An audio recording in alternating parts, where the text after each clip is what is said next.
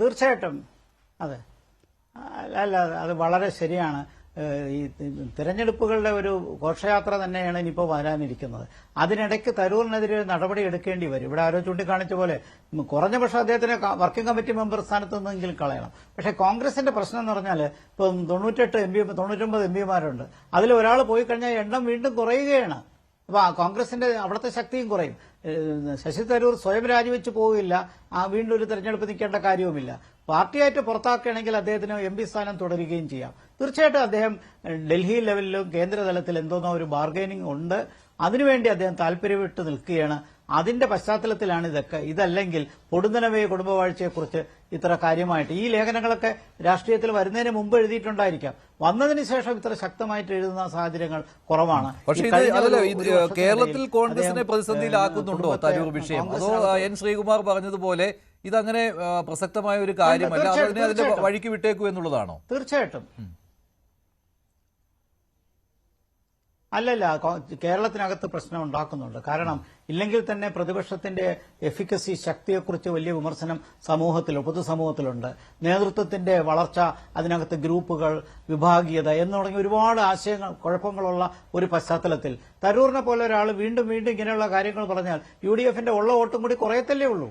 അതുകൊണ്ട് UDFന് പ്രശ്നമുണ്ട്, കോൺഗ്രസിന് പ്രശ്നമുണ്ട്. അല്ല, ഈ പുകഞ്ഞ കൊള്ളി എത്ര നാൾ പുകഞ്ഞിരിക്കുന്നോ അത് അത്ര നാൾ കുഴപ്പമുണ്ടാക്കുകയോ ചെയ്യുകയുള്ളൂ. നോക്കൂ മഞ്ജുഷ, അത് കോൺഗ്രസിലുള്ളവർക്ക് അറിയാമല്ലോ. ശശി തരൂര് ഒരു കാലത്ത് 2 വർഷം മുമ്പ് വരെ അദ്ദേഹത്തിന് വലിയ സ്വാധീനം ഉണ്ടായിരുന്നു. പക്ഷെ അദ്ദേഹത്തിന്റെ ചെയ്തികള്, അവസരവാദപരമായ നീക്കങ്ങള്, ഇതൊക്കെ കോൺഗ്രസ്സുകാർ മനസ്സിലാക്കി. അതുകൊണ്ടാണ് ഇപ്പൊ അദ്ദേഹത്തിന് കേരളത്തിൽ ആരും അദ്ദേഹത്തിന്റെ ഒപ്പം ഇല്ലല്ലോ. ഒരു KPCC മെമ്പർ പോലും അദ്ദേഹത്തിന്റെ ഒപ്പം ഇല്ല. അദ്ദേഹത്തിനാണെങ്കിൽ അദ്ദേഹം ഇടക്കാലത്ത് പറഞ്ഞു എനിക്ക് അവസരമൊന്നും തരുന്നില്ല എന്ന്. അതുകൊണ്ടാണ് അദ്ദേഹത്തിന് എല്ലാ അവസരങ്ങളും കൊടുത്തു. ഇപ്പോഴും അദ്ദേഹം കോൺഗ്രസിന്റെ പാർലമെന്ററി ലോക്സഭയിൽ അദ്ദേഹം വിദേശകാര്യ സെല്ലിന്റെ ചെയർമാനാണ്. ഇപ്പോഴും നമ്മുടെ അദ്ദേഹം തുടർന്നിരുന്ന സ്ഥാനമാണ്. അതും കൊടുത്തു. അദ്ദേഹത്തിന് എല്ലാ രീതിയിലും കോൺഗ്രസ് കൊണ്ടു നടക്കുന്നുണ്ട്. പക്ഷേ അദ്ദേഹത്തിന് ഇനി പരാതിപ്പെടാൻ പറ്റില്ല. അപ്പൊ അതുകൊണ്ട് അദ്ദേഹം ലേഖനങ്ങൾ എഴുതിയിട്ട് പ്രകോപിപ്പിക്കുകയാണ്. ആ പ്രകോപനം സീരിയസ് ആയിട്ട് എടുക്കുന്നില്ല കോൺഗ്രസ്. എന്തെങ്കിലും എഴുതിക്കോട്ടെ. സീരിയസ് ആയിട്ട് എടുക്കുന്നില്ല എന്ന് പറഞ്ഞാൽ മോദി സ്തുതിയുടെ ഒരു പരമ്പര തന്നെ അദ്ദേഹം നടത്തിയിരുന്നു. അദ്ദേഹം ഓപ്പറേഷൻ സിന്ദൂറിന്റെ സമയത്ത് കോൺഗ്രസിനെ വെട്ടിലാക്കിയിരുന്നു. കോൺഗ്രസിന്റെ നിലപാടിന് വിരുദ്ധമായിട്ട് പറഞ്ഞു. ഇതൊന്നും മുഖവിലേക്ക് എടുക്കുന്നില്ല എന്ന് പറയുമ്പോൾ എത്ര നാളിങ്ങനെ? അല്ല, മുഖവിലേക്ക് എടുക്കുന്നില്ല. എന്താ അതൊരു റിയാലിറ്റിയാണ്. എടുക്കുന്നില്ല. കാരണം ഒരാളുടെ സ്വഭാവം മനസ്സിലായ പിന്നെ എന്താ കാര്യമുള്ളത്? അദ്ദേഹം എന്താ രാജിവെച്ച് പോകാത്ത എല്ലാവർക്കും അറിയാം. കാരണം രാജിവെച്ചാൽ MP സ്ഥാനം പോകും. ഇനി 4 വർഷമുണ്ട്. 4 വർഷം ഇനി അദ്ദേഹത്തിന് ആ MP സ്ഥാനം രാജിവെച്ചിട്ട് അദ്ദേഹം എന്ത് ചെയ്യാൻ പറ്റും? ഈ MP സ്ഥാനം ഉള്ളതുകൊണ്ട് കോൺഗ്രസ് പുറത്താക്കിയാൽ അദ്ദേഹത്തിന് ഗുണമുണ്ട്. അപ്പൊ കോൺഗ്രസ് എന്തായാലും ഒരു തന്ത്രമില്ലാത്ത പാർട്ടിയൊന്നും അല്ലല്ലോ. ഈ കുടുംബപാർട്ടി എന്നൊക്കെ പറയുമ്പോൾ ആരാ കോൺഗ്രസ് പ്രസിഡന്റ്? മല്ലികാർജുൻ ഖാർഗെ. നോക്കൂ, രാഹുൽ ഗാന്ധിയൊക്കെ സ്ട്രഗിൾ ചെയ്തിട്ട് തന്നെയാണ് ഇപ്പൊ കോൺഗ്രസിൽ വന്നിരിക്കുന്നത്. ഭാരത് ജോഡോ യാത്ര എന്താ സ്ട്രഗിലേക്ക് ആയിരുന്നില്ലേ? ശ്രീജിത് പണിക്കർ നോക്കുന്നില്ലേ? ഭാരത് ജോഡോ യാത്ര പോലെ നടത്തിയ ഒരു യാത്ര ആർക്ക് പറ്റുമത്? അദ്ദേഹം ഇപ്പോൾ കാണിക്കുന്ന BJPക്കെതിരായ പോരാട്ടം എന്തൊരു പോരാട്ടമാണത്? അപ്പൊ അതൊക്കെ കണ്ടില്ലെന്ന് നൽകുന്ന ആരർത്ഥമുള്ള? പ്രിയങ്ക ഗാന്ധി വിമർശിക്കുമ്പോൾ അവരെ ഓരോ സ്ഥലത്തും ഓടിത്തുന്നതൊക്കെ നിസ്സാര കാര്യമാണോ? അപ്പൊ അതുകൊണ്ട്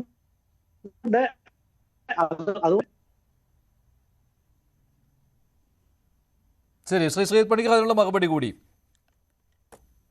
അതായത് നമ്മുടെ എല്ലാ ദേശീയ തലത്തില് അവരെ എല്ലാ സ്ഥലത്തും പോകുന്നുണ്ട്. അവർ ഓടി നടക്കുന്നുണ്ട്. അവർ കേരളത്തിൽ വന്നിട്ട് അവരെ ഇവിടെ മത്സരിച്ചു. നമ്മുടെ വയനാട് മത്സരിച്ചു. അവർ ലക്ഷങ്ങൾ വോട്ടിന് ജയിച്ചു. രാഹുൽ ഗാന്ധി അമേഠിയിൽ മത്സരിച്ചു, ലക്ഷങ്ങൾ വോട്ടിന് ജയിച്ചു. ആ രാഹുൽ ഗാന്ധിയുടെ കുടുംബത്തിൽപ്പെട്ട ആള് രാഹുൽ ഗാന്ധിയെ മുമ്പ് തോൽപ്പിച്ച സ്മൃതി ഇറാനിയെ അമേഠിയിൽ തോൽപ്പിച്ചു. അവിടെ രാഹുൽ ഗാന്ധി റായ്ബറേലിയിൽ ജയിച്ചു. ഇതൊക്കെ നിസ്സാര കാര്യമാണോ? അപ്പൊ ആ കുടുംബത്തെ കോൺഗ്രസ് അംഗീകരിച്ചു, ജനങ്ങൾ അംഗീകരിച്ചു. പിന്നെന്താ പ്രശ്നം? ശശി തരൂരിന്റെ വിഷയം എന്താ വെച്ചാൽ അദ്ദേഹം ഇങ്ങനെ അത് ഒരു അസ്വസ്ഥത ഉണ്ടാക്കുന്നതാണെന്നുള്ള ശരിയാ. പക്ഷെ കോൺഗ്രസ്സർക്ക് മനസ്സിലായി. കാരണം ഇദ്ദേഹം ഇങ്ങനെയാണ് എന്ന് മനസ്സിലായാൽ. കാരണം ഇപ്പൊ കുടുംബാധിപത്യം എന്നുള്ളത് ഇല്ലിപ്പോ കേരളത്തിൽ തന്നെ നോക്കൂ. ഇപ്പൊ നമ്മള് കേരളമാണല്ലോ മെയിൻ ആയിട്ട് ചർച്ച ചെയ്യേണ്ടത്. ബീഹാറിലൊക്കെ ഈ ലേഖനമായി വോട്ട് ചെയ്യാൻ പോകും. കാര്യങ്ങളെല്ലാം ശരിയാണ്. ഒന്നും സംഭവിക്കാത്ത കാര്യങ്ങളല്ല. അല്ല, ഞാൻ പറഞ്ഞു നിർത്തട്ടെ. അതായത് ഞാൻ പറഞ്ഞല്ലോ അല്ലെന്നേ ഞാൻ പറഞ്ഞ നെഹ്റു കുടുംബം, ഇന്ദിരാഗാന്ധി കുടുംബം കോൺഗ്രസും ജനങ്ങളും അംഗീകരിച്ചതിൽ എത്ര കാലമായി ആ കുടുംബം ഇന്ത്യ ഭരിക്കുന്നു? ശരി. എത്ര കാലമായി ശ്രീത് മറുപടി, ഇടക്കാലത്ത് ശ്രീത് മറുപടി. ഇപ്പോൾ തിരിച്ചു അല്ല ഒറ്റ മിനിറ്റ് കൂടെ ഞാൻ പറഞ്ഞു കേൾക്കാം. ഇപ്പൊ കേരളത്തിൽ തന്നെ നിങ്ങൾ നോക്കൂ, CPM എതിർക്കാൻ പറ്റുമോ കുടുംബവാഴ്ച? CPIക്ക് എതിർക്കാൻ പറ്റുമോ കുടുംബവാഴ്ച? BJPക്ക് ദേശീയ തലത്തിൽ എടുക്കാൻ പറ്റുമോ കുടുംബവാഴ്ച?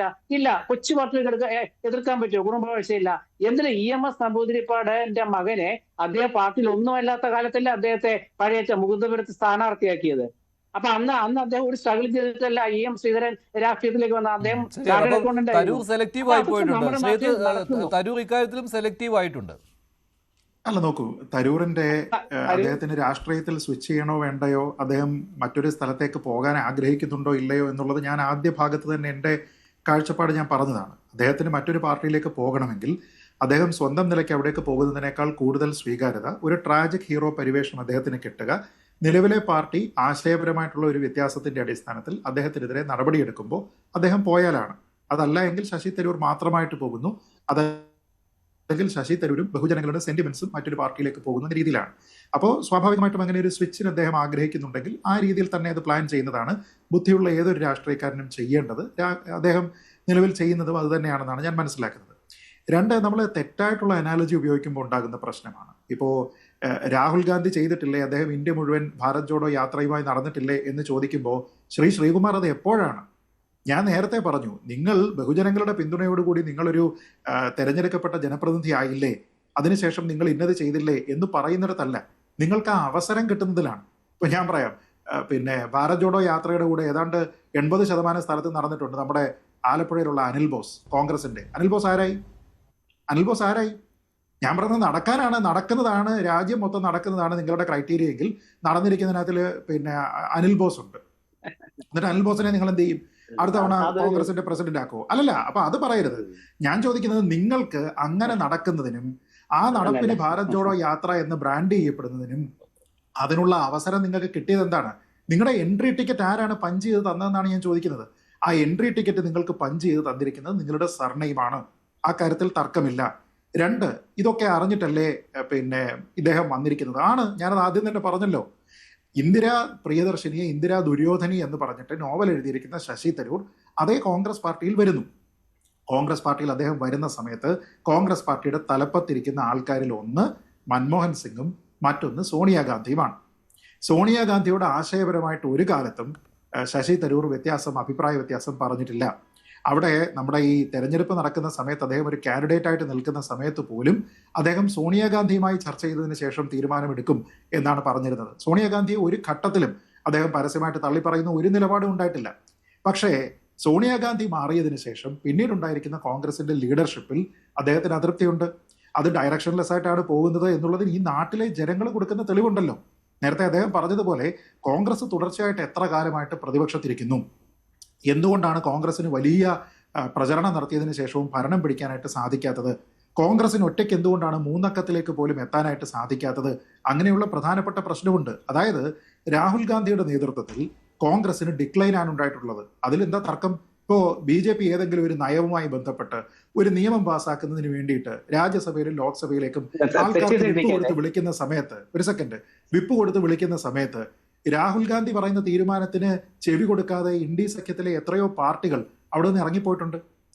ഏറ്റവും ചുരുങ്ങിയത് ഇപ്പൊ നമ്മൾ കണ്ടതല്ലേ, വൈസ് പ്രസിഡന്റിന്റെ തെരഞ്ഞെടുപ്പിന്റെ സമയത്ത് ആരുടെ വോട്ടാ ചോർന്നിരിക്കുന്നത്? ഇന്ത്യ സഖ്യത്തിലെ വോട്ടാണ്.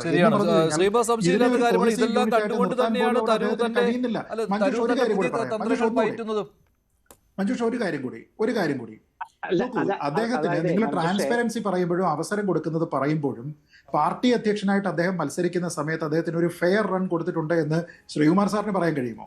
ഞാനും ശ്രീകുമാർ സാറും മഞ്ജുഷും കൂടി ഇരുന്നിട്ടുള്ള എത്രയോ ചർച്ചകൾ ഉണ്ടായിട്ടുണ്ട് അല്ലേ? ആ ചർച്ചകളിലൊക്കെ അദ്ദേഹം കോൺഗ്രസിന്റെ നേരിട്ടുള്ള അദ്ദേഹം വലിച്ചു താഴെയിടാനല്ലേ നോക്കിയിട്ടുള്ളൂ. അല്ല, നോക്കൂ മഞ്ജുഷേ, ശശി തരൂർ കോൺഗ്രസ് അധ്യക്ഷനായിട്ട് മത്സരിക്കുമ്പോൾ അത് തെറ്റാണെന്ന് പറഞ്ഞ ഒരാളാണ് ഞാൻ. നമ്മുടെ ഈ ചർച്ചയിൽ പങ്കെടുത്തതൊക്കെ എല്ലാവർക്കും അറിയാം.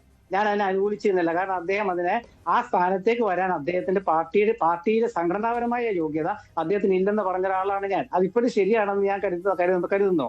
പക്ഷെ ഇവിടെ എൻട്രി എന്ന് പറഞ്ഞ എങ്ങനെയാണ്? ഒരു കുടുംബത്തെ കോൺഗ്രസും നാടും അംഗീകരിച്ചു എന്നേ. എല്ലാവർക്കും നന്ദി. ഈ ചർച്ച വരും ദിവസങ്ങളിലും തുടരേണ്ടി വരും. തരൂരിന്റെ അടുത്ത നീക്കങ്ങൾ. ഇതൊരു റിയാലിറ്റി. ശരി, നന്ദി. ചർച്ചയിൽ പങ്കെടുത്ത എല്ലാവർക്കും